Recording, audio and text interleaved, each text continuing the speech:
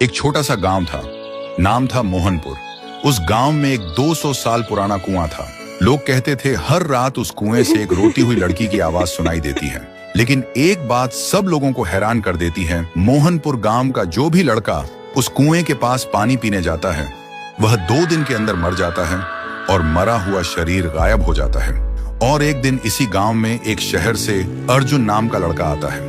अर्जुन वह छुट्टियों में अपने दादाजी से मिलने आए थे। एक दिन अर्जुन गांव के लोगों से सुना है कि वह कुआं बहुत डरावना है और कोई उसके पास नहीं जाता। लेकिन अर्जुन सोचते हैं डर सिर्फ अंधविश्वास है और कुछ भी नहीं। एक दिन धूप में जाते हुए अर्जुन को प्यास लगी और बिना किसी से पूछे वो सीधा उस कुएं से पानी पीने चला गया। तब अचानक से एक लड़की का चेहरा सामने आया। अर्जुन डरा हुआ था और तुरंत वहां से भागकर घर पर चला गया। उस रात उसे नींद नहीं आते। हर समय उसे लगता है कोई उसे देख रहा है और कोई बुला रहा है। अब उसे भी डर लगने लगा था। फिर सुबह अर्जुन ने एक बुजुर्ग से पूछा, चाचा ये कुआं इतना डरावना क्यों है? चाचा ने बोला, यह कुआं बहुत पुराना है।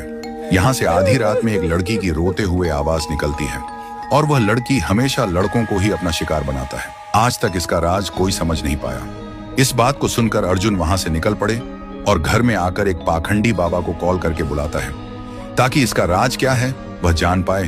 और आखिरी दिन पाखंडी बाबा आता है और गांव के सभी लोग इकट्ठा होता है। पाखंडी बाबा उस कुएं को देखकर कांपते हुए कहता है कि यह तो बहुत ही भयानक है।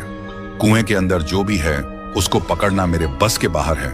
ऐसे बोलकर पाखंडी बाबा उस गांव से निकल पड़े। ऐसी स्थिति में गांव वाले का डर और भी बढ़ जाता है। अर्जुन के मन में सवाल उठते हैं कि उस दिन मैंने जो देखा क्या वह मेरा वहम था, और आज तांत्रिक ने क्या देखा जो डर के भाग गया।